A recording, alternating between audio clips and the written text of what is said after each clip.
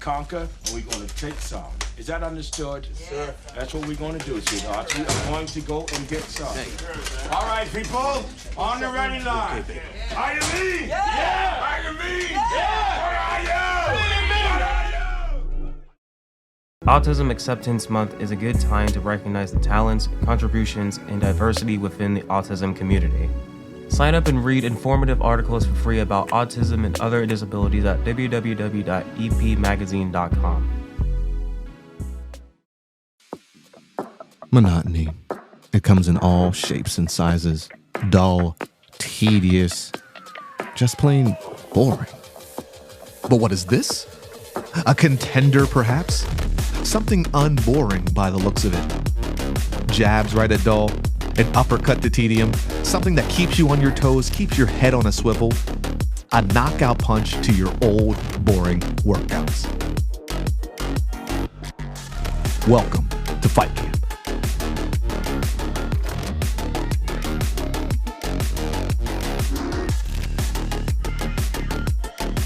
Oscar Mike Radio is a proud podcast partner of REITs Across America Radio, heard every Thursday at 11 a.m. and Sunday at 8 a.m. Eastern. They're also big supporters of the nonprofit I Got Your Six, Two Lives at Once. And with every REIT you sponsor through Oscar Mike Radio, $5 goes back to this great organization dedicated to making a difference in the lives of veterans, law enforcement, firefighters, and first responders battling PTSD. Two Lives at Once pairs these brave men and women together with dogs rescued from kill shelters. In this way, two lives are saved at the same time by saving each other. Donate now. Go to REITsAcrossAmerica.org/Oscar Mike Radio to help. That's REITsAcrossAmerica.org/Oscar Mike Radio.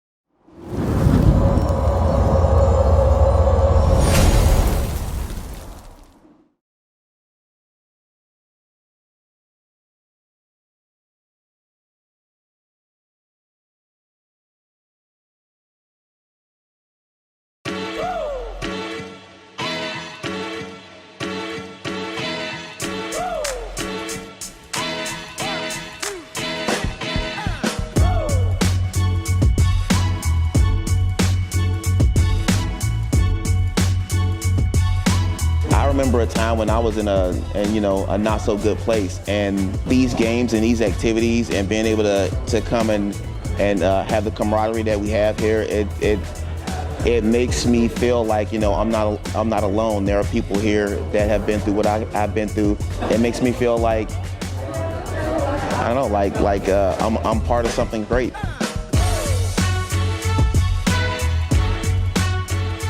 Just let yourself go. Give it a try.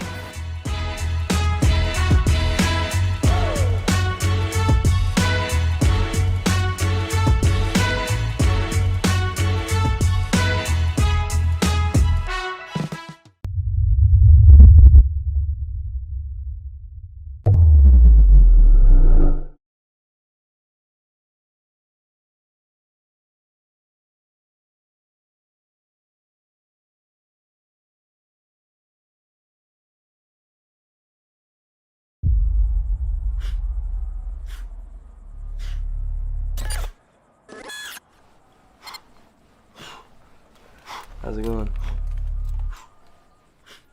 Going well. It's that new guy energy.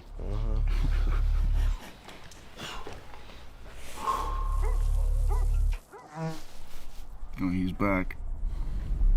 That's the fourth time he's done that. Is he peeking or probing? Speaking with serious intent to probe. Alpha 2, we might have guys starting to move on our position. Copy, we're getting a buildup of activity here too. Yeah, I definitely see weapons at this point. Yeah, we have definite massing.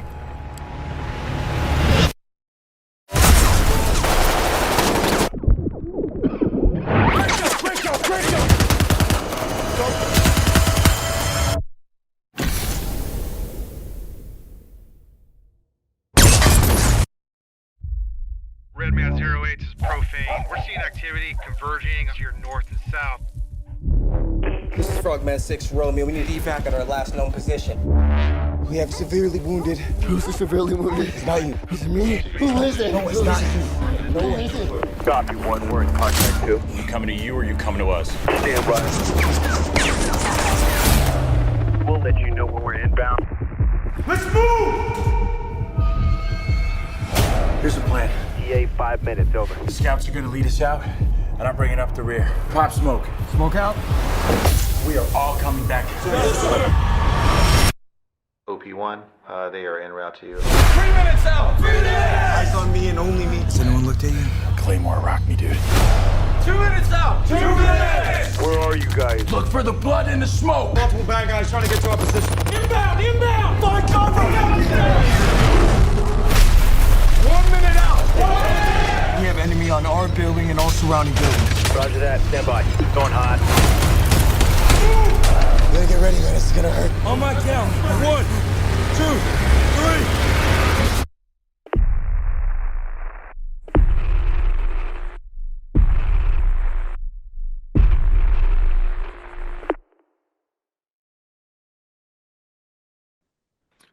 Hello and welcome again to Oscar Mike Radio. My name is Travis, Marine Corps veteran and your host.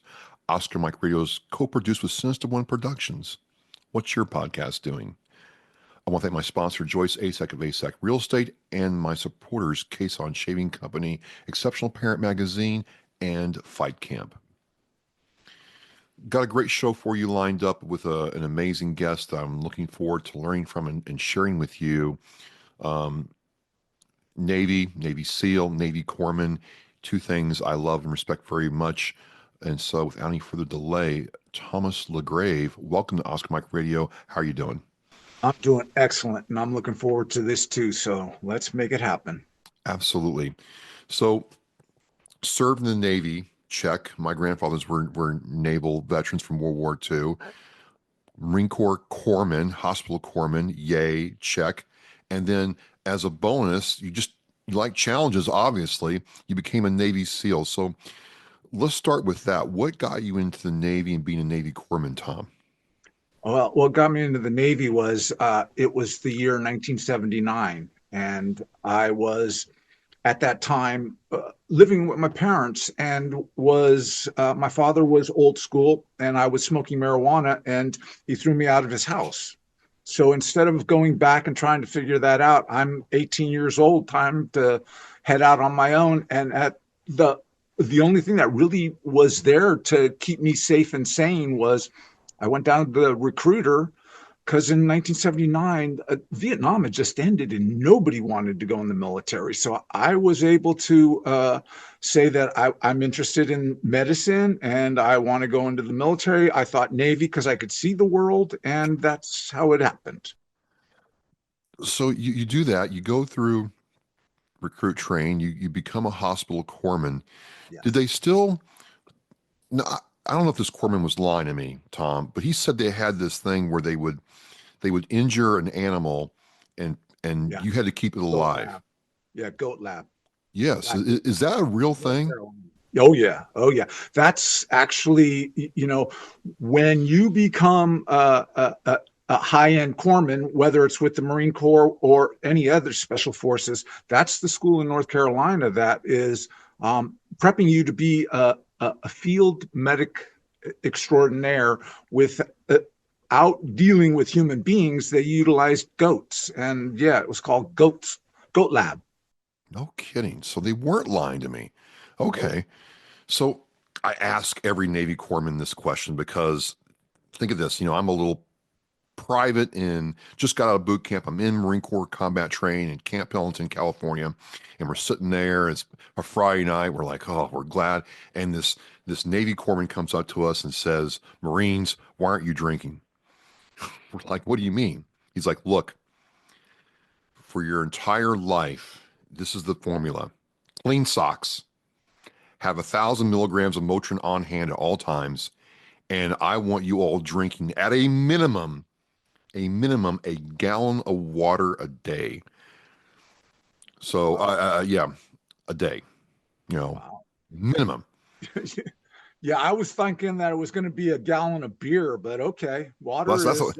that's what he said. He said if you do all those things, gallon of water a day, Motrin on hand, clean socks, you will live a good life. I mean, I have some of that, not all of that, but is there any truth to that, Tom? That That's not my world. You know what? The clean socks I can deal with, and the Motrin is an absolute, but the water is, at my age today, years down the road. Yeah, I know it's not, I understand its meaning, but back when I was a youngster, that was the last thing that was on my mind.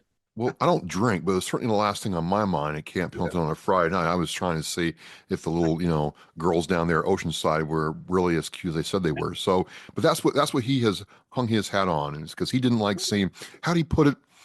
The happiest corpsman alive is one with nothing to do. So that was his reasoning for it. So you do that. What was your time being a corpsman like? Because we didn't have a lot going on back in the 80s until like Grenada and stuff. So what was that like being a corpsman?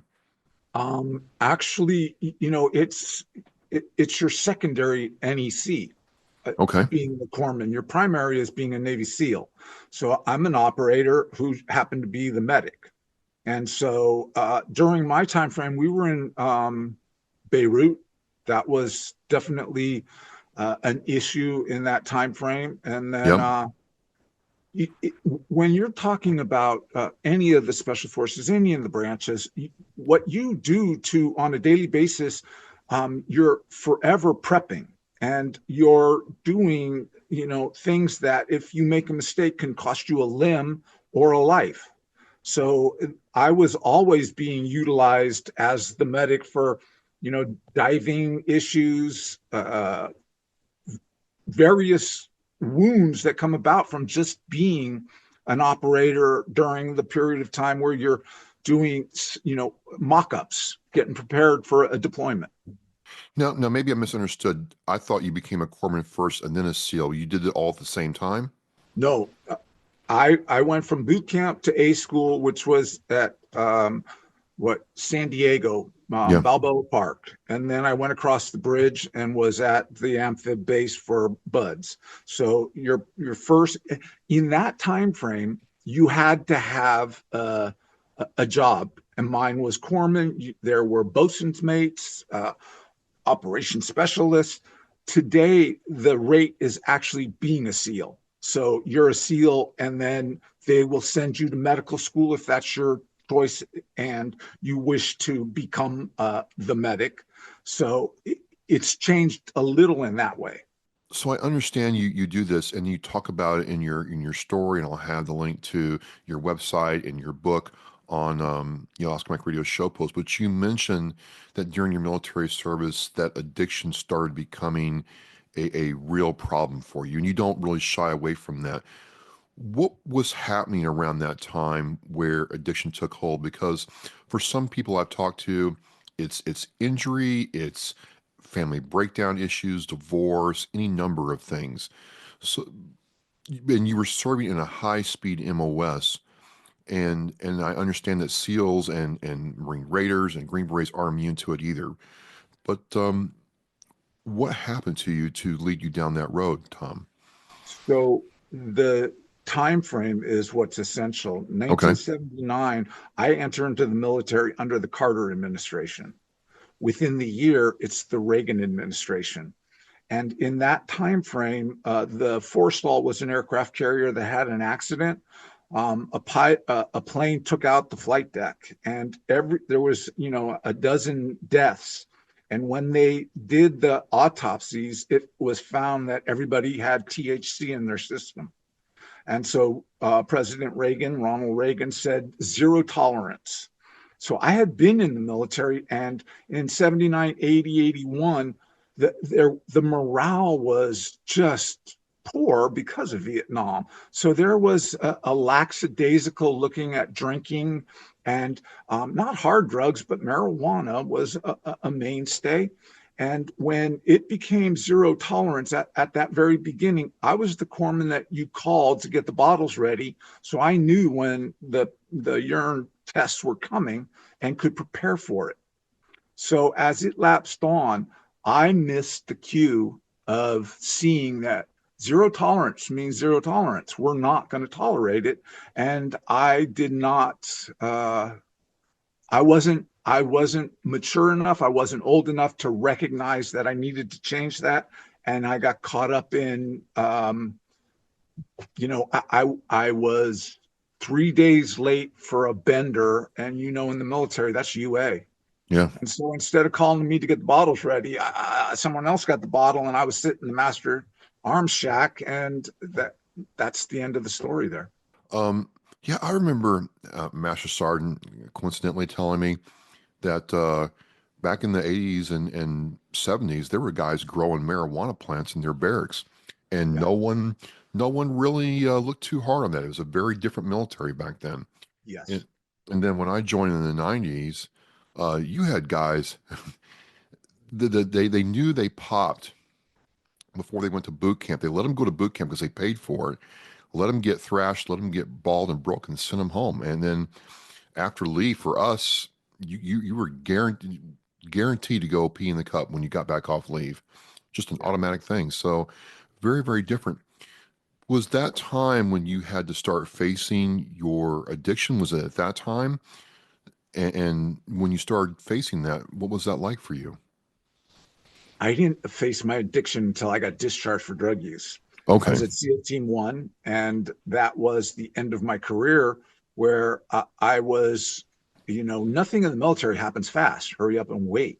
Well, my discharge came in less than, I think it was 10 days. And I found myself out with absolutely no preparation, and I was a mess. So that's when I came to terms with addiction. It was when it actually cost me my career, a thing that I loved and that was going to be mine no more ever again. And that was overwhelming to me. How do you do it then? Because the reason I ask is some people that I've known in my close circles dealt with the very same situation you did. And you watch them realize that, okay, life as they know it is changed, it's ended. There's either legal issues or they've lost their career or lost their family. And some just keep going down that road, but some say, you know what, okay, I realize I got a problem, I got to fix it. And they start fixing it. But I'm not experiencing that myself, but it's different. Some people that you wouldn't expect say, you know what, enough's enough, I'm going to fix myself.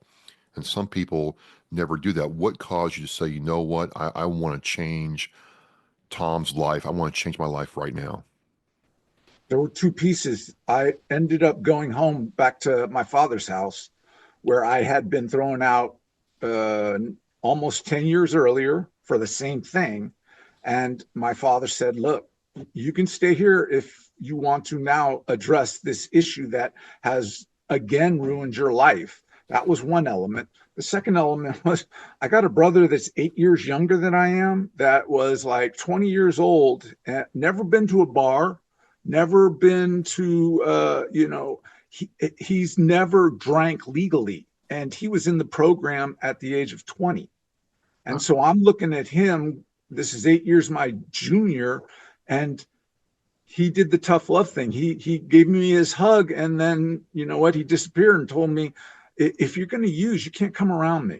And that, first of all, pissed me off. Second, it hurt me. Third, it intrigued me.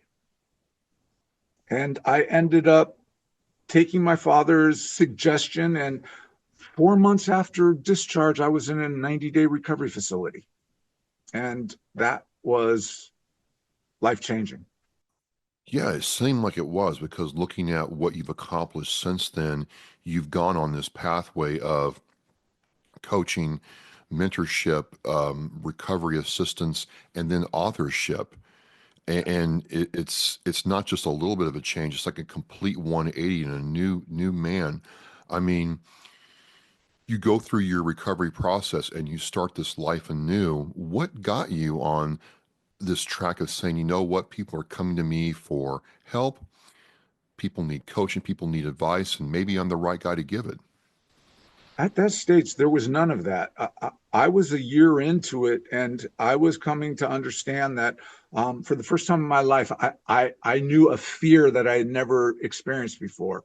And the fear was that I had an addiction that I couldn't control, and I did not know how to live life without the drugs. And so it came to a circumstance where I was either going to use or do an unconventional kind of move. And I went, because of those of us in our addiction come to find that it's first, you need to be able to embrace your emotions. And what you are today is based in your childhood. For better or worse, something happened there that made you see as you saw it when it comes to drugs, and you need to change that. And as a military, anybody goes boot camp is being, desensitized because you got to pull the trigger. And then as an operator, I am further being more, and then using drugs, I didn't know how to get in touch with emotions, and I couldn't see my past. So my thought was, I'm going to go and work where I can see what I was in the moment, and ended up taking a job as an overnight counselor at an adolescent recovery facility with youngsters from 13 to 17. And that's how I figured it out. So it's based on emotions and how you feel, because in your sense, you had blocked or buried all those. Yep. And when it comes to understand, you can't get sober unless you come to terms with your emotions. And I am now, I'm decades a clinical therapist, coming to understand that I am forever explaining, especially to the male, that to embrace your emotions and to come to terms with them does not make you weak, it makes you strong. And that's a hard sell. But the fact even today, it's like, you don't really tell people how you really feel about stuff as a guy. Yes. And that is where I am different from that standpoint. And I stayed working with youth for years and years because,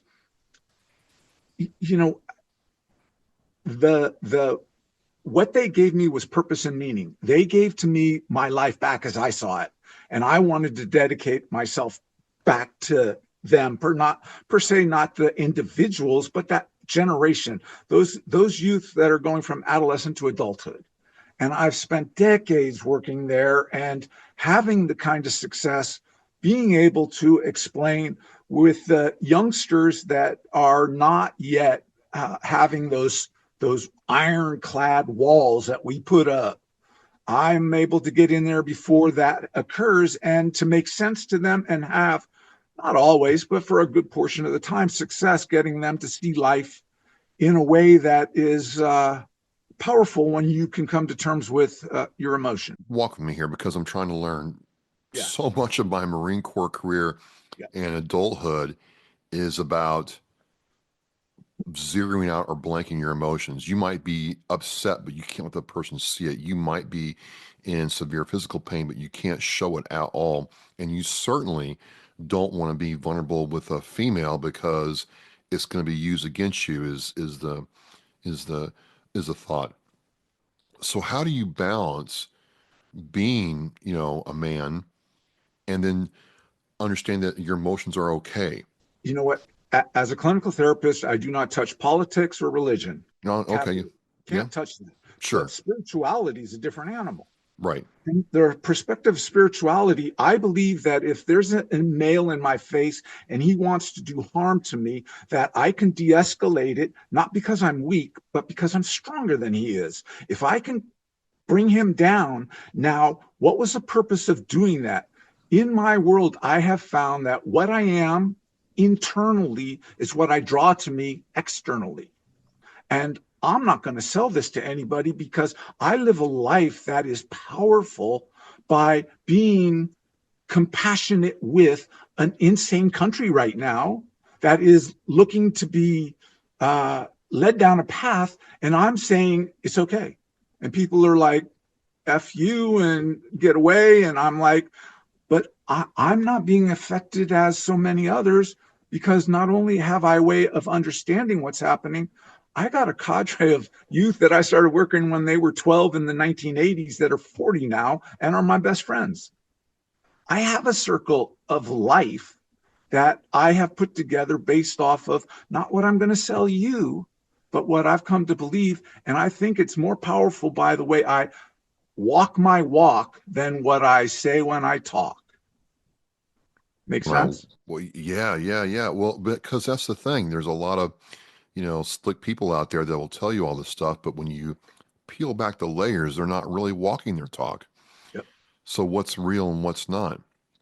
And I let you decide that. That's the part where I'm not going to change who I am, and I'm not going to appease you. This is what I am. I put it out. You've read it. You saw it. And it's apparently made you curious enough to have a conversation with me. Well, I thought it was authentic. I'm like, it wasn't like well, I was this and have pity on me, or now. I'm holier than you, or I did this. So now, hey, buy my book. It's like, hey, I'm Tom. I was a Navy SEAL. I did this stuff. Addiction wrecked my life. I turned my life around. I've gotten into, counseling. I'm a clinical, therapist now, which is very interesting. And I'm like, well, there's somebody who owns what they are. Yeah. And when who's authentic. So when I see that, I'm like, okay, I'm definitely curious. I definitely want to learn more. You start helping these kids out. What made you decide to really be a professional clinical therapist in that regard and go through all that schooling and understand how the human mind and emotions work? Yeah, it was by being authentic with youngsters. They shared with me the secrets that adults hide from me as a therapist, and that they would share these deep secrets with me. I'm not a clinician at this time. I'm nothing. I'm a knucklehead trying to figure out, who can never be a SEAL again, how to live life in the civilian world. And these youngsters are responding to me, and I'm at some point going, there must be something here, because why are they doing this to me? And then it got to the point where there was certain circumstances that I had no knowledge. I didn't, they're telling me things that are like, what? And I found that unacceptable, that they would trust you with that kind of information and you couldn't help them. No. That's when I did I need to get educated. And I didn't get educated for me. I got educated for them because of how they made me feel. And that was that I meant something to them. And now I am going to be, as a Navy SEAL, I'm the best. I'm expected to say that. And whether you're Marine, Army, Navy, whatever, we all need to be saying we're the best because we count on each other with our lives. And it's from that mentality that I'm saying I've got to be the best, because I don't want a question from a youth that I can't answer or know where I can find that answer. I like the comment about kids will tell you secrets that adults won't. Yeah. So I want to just backtrack a little bit. What secrets do adults keep from you? And why, if you're going to therapy now, Marine Corps here, break it down Marine Corps style, Tom. If you're going to therapy, why would I keep a secret from you? Nobody has ever come to me telling me the truth. They came because they were so hurting, but they came with a lie because they couldn't. Every human being keeps secrets. There's a secret that you hold that you won't tell your wife, you won't tell your kids, you're never going to, and that secret can be the thing that's killing you. And my role is to get to that place and get that secret and show you that it's not what you think it is. And so that, from that perspective, to be effective like I am is to be able to find what's really going on with the individual that comes to me. I ask the questions. I've been doing this a long time. I know how to I'm a master manipulator.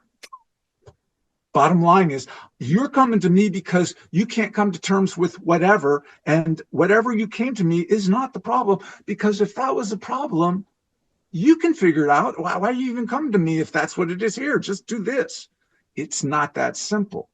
We are complex, and we are, by our nature, being human beings, we're fear-based. Yeah. We have the ability to be noble, but at the root, we live in fear. And those secrets that are in that domain, those are the ones that, if you're coming to me, I'm going after. That's what I do. So what's it like when you get somebody who, if I understand you correctly, by default are lying to you right from the get-go? Yeah. So I have to think you have to get their trust first. Oh, yes. They have to feel safe, and you've got to manipulate them to, see you as a safe thing to be. Fine, and I get that. That's fine. But what's it like when they start laying the perimeter down and you get to see what they're keeping from themselves and everybody else? That's when I unleash my fury, because I wrap you around a wall that is going to protect you, because I'm all right with my maleness, that I will make sure in that room at that time, nothing is going to hurt you. Nothing's coming that can do any harm to you. And when you finally give it to me, I know how to make it so that you can live with it when you walk out that door from me. And if you need me the next 20 minutes, 30 minutes, you come back, you call. Because when you get to that place and I get to that, I have to be very careful. Those are the times where you're most vulnerable and I can lose you. But I also know that, no, I'm a corpsman, man. I ain't leaving nobody behind, and I ain't losing nobody. And this is coming from years of doing this. I couldn't have this conversation with you 30 years ago. Yeah. This is 40 years of being what I am today. It just sounds earth-shattering, different, odd, because, I've been to a therapist. I've had to, take my, I've been around therapists, and generally it's, hey, I have you from 4 o'clock to 4:50. Okay, 4:49. We're not talking about anything else. We're getting the next schedule done, and you're out. If you call me, I might pick up today. I might pick up tomorrow. But if you need me, that's billable time, and then I'll see you next week or in 2 weeks. This is different. Your approach seems very different from what I've experienced myself. Yeah, and that's because of our upbringing, our military thing. It doesn't matter whether you're a Navy SEAL or a Marine recon, or just a Navy sailor or a Marine. We are conditioned to care for. I don't have to like you. Let's get this straight. I don't like you, but I have to work with you. And if I'm working with you, that comes with everything that I am. I'm not giving because I don't like you half my essence. Again, it goes back to, I am not being what you want me to be by the way you're treating me. I've done this. I've come to understand the human dynamic, and we, by our very nature, are not looking to do harm. Our fear puts us into circumstances, and yes, let me make this perfectly clear. There is about 3% of the human population that is born a sociopath. I am not talking about that. That is a demon animal. That is a completely different thing. That is not what I'm talking about. I can't fix that. I've worked in the prisons, and I've worked in jails, and I've met them. I see them. I know them. And I don't want nothing to do with them. So that leaves me 97% of the population. So for this 97%, and you have like 40 years of doing this body of work. Yes. 30, 40 years. So you do this body of work for this time, and we're talking about you as the whole, Tom, but you wrote this book called Special Welfare, Social Warfare. I'm looking at it to make sure I don't get it wrong. And the premise of that book was very interesting because you talk about these dynamics in this book. What led you to write the book, and how was it received when you wrote it? it's not received the way I wanted it. I wrote it because I needed a vehicle to get in front of the national population of America. Okay. I'm writing this because our kids are hurting badly. And I told their story, but I also told my story. I told my parents' story, and I told my grandparents' story. And I'm sharing with you what's missing with our youth today. And what's going on has, we look at it, and it's not by accident that we're sitting here. And I want the ability to sit on Good Morning America and say, hello, my name's Tom. I'm coming here to share with you a story. It's in that book, but let's be understanding what I'm here for. I'm here to advocate for America's youth. That's what I'm doing here. And it's a pleasure to meet you. And that's the starting point for me. That's why I wrote the book. I wanted that opportunity, and I haven't gotten it yet. So we're here now. What is wrong in your view? Again, you have a large body of work to draw from. What's wrong with our youth now? Let's dismiss the key element as this thing. Okay. Because that's going back 20 years. I've been working, that goes back till the late 80s, early 90s, and the upbringing of youth is altering through the years. I grew up with children should be seen and not heard. Yes. And today that's not how children are brought up. And we had a rite of passage. That military, that took us from our family, especially, i.e., your mother. Especially men need to detach from their mother to become the male that then can be there for a woman that becomes his wife. So that dynamic has been buried in coddling, not expecting, not holding accountable. And because of it, today's youth really are in over their heads. They don't know how to be adult males. And what is it about the adult population that's their parents, grandparents, goes back to, where's the money? Follow the money. We're not going to have that conversation here, but it's in the book. I said, this is where it is. We know this is an absolute fact. Why don't we do something about that? Because this is where our money is screwing up, that we don't no longer have resources to send us to recovery facilities, to mental health facilities, to medical facilities. The money got usurped. So those are the two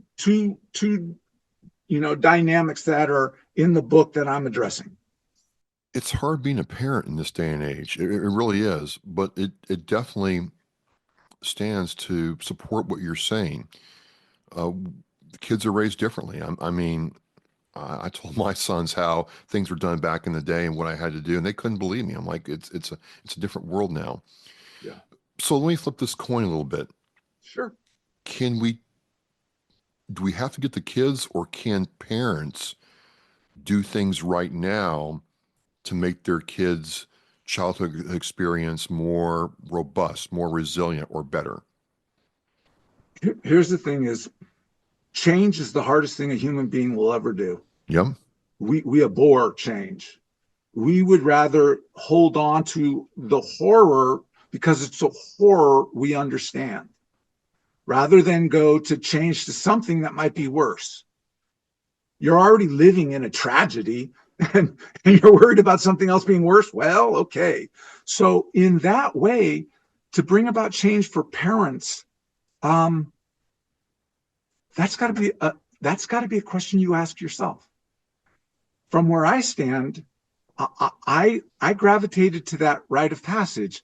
Honor Bound Academy is the nonprofit that I had that is written into the book, because for the last 10 years, I attempted to be funded and could not get the money. There were nearly got, but nobody wanted to give me what I was asking for, was $6 million in 2 years. Because then I could give you a program with all of the, problems, all the kinks worked out. Yeah.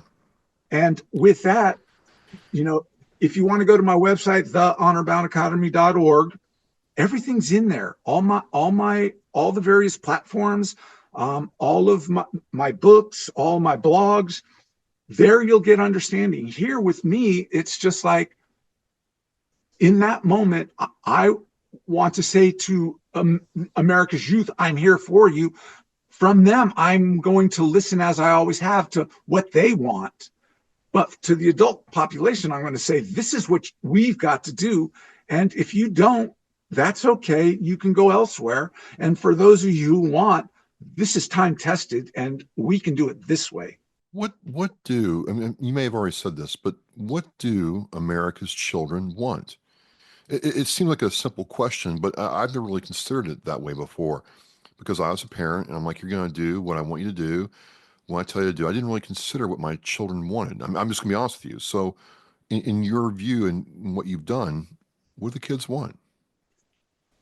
It's the dream. They want the dream. They want to dream the big dreams. But we need to be able to preface that to, I would shift it and say, what are they afraid of? The key element right now is global warming. The adult population refuses to look at it.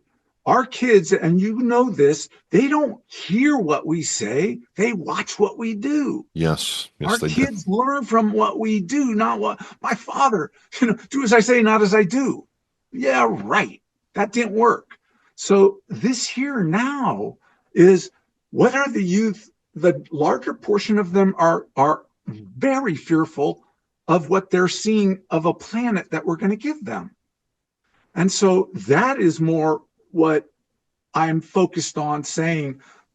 If I'm right and you're going to tell me I am right, then let's start brainstorming how to figure, because remember, I'm a clinician, but I'm a social worker. That I got the MSW. That means I advocate. I advocate at the highest level. I've been doing this for many years, and I'm at retirement age. I'm not ready to give up, but I'm done working.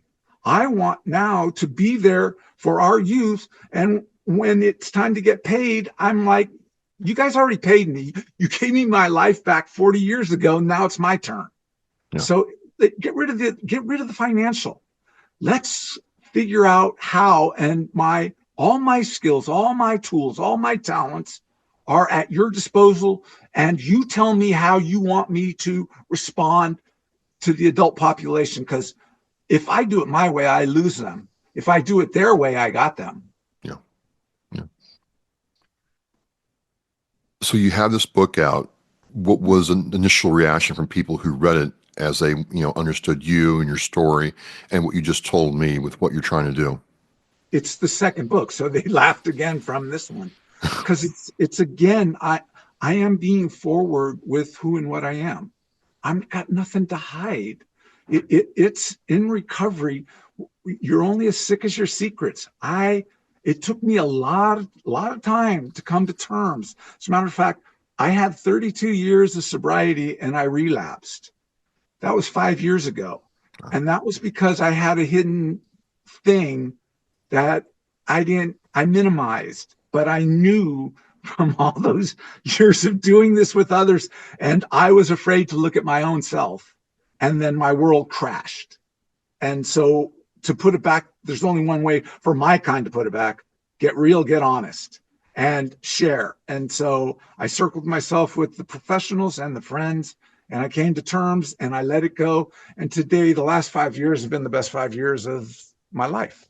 I haven't gone through what you've gone through, but one thing that I learned about myself is if I'm not careful, I can get very comfortable in my pain.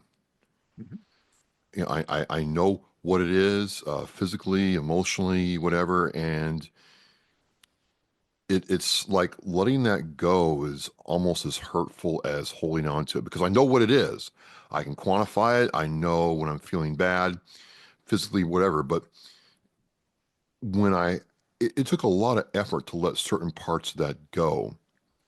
So there's this aspect where people can get so comfortable being in misery, being in distress, being, having these feelings of self-worth that they're worthless, that it's almost impossible for them to get out of it?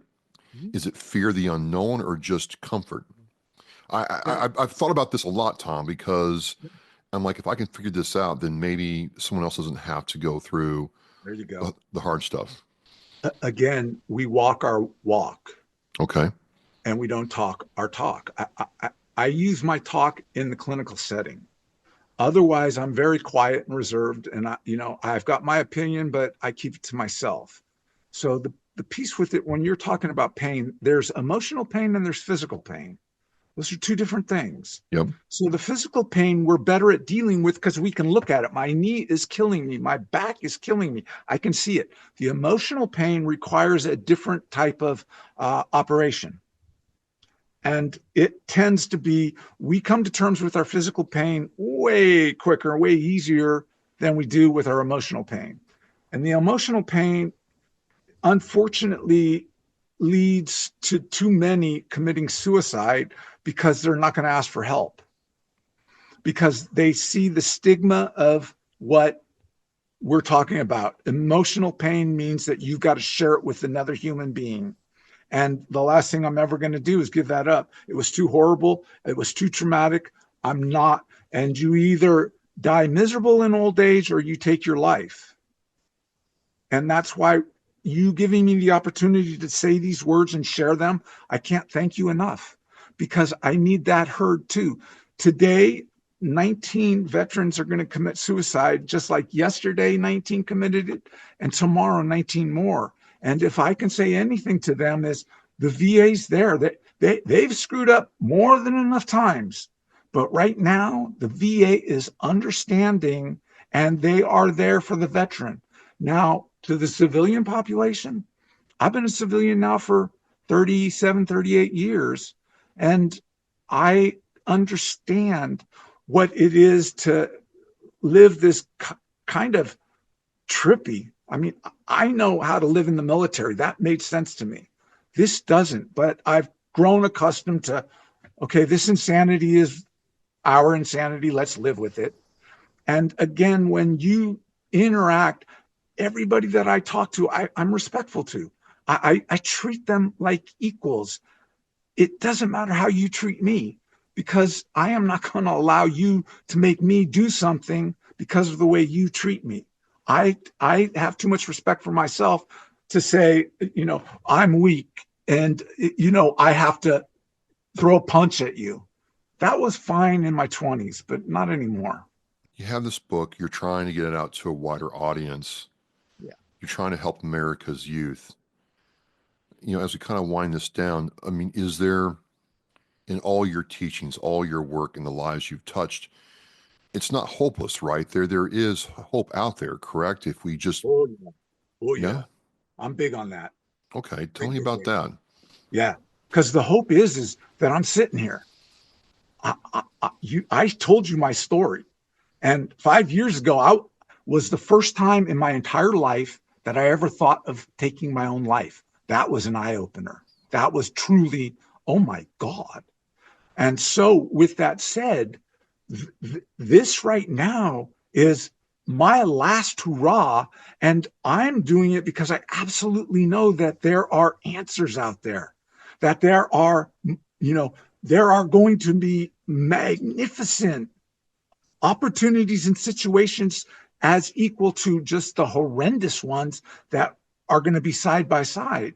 But I absolutely believe in our kids, and for the most part, the adult population, I've learned to grow, I'm used to you guys now, I'm used to them. So I'm not going to be like condescending and rude, but I now have a message that our youth are in trouble, and we can help them by us helping each other. So that's the alpha and the omega of the message that I wrote a book and sitting here and grateful for the opportunity you give me. Well, it's certainly been an insightful one, and it just shows that I think what I'm learning is there's stuff going on with our kids and people that we're never really going to see. And what I guess what I'm trying to say is what I see from my children and other people is not the truth. And so there's a reason they're acting that way, and they may not even know why they're doing it.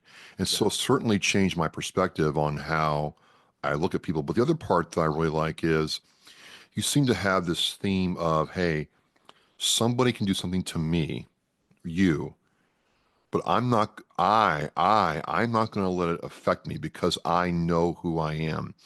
I'm comfortable with who I am. So if I have that, you can't impose your will upon me. And I think a lot of people don't know that or miss that. That's what I'm learning in our talk. Yeah, and there's a bonus above that. Okay.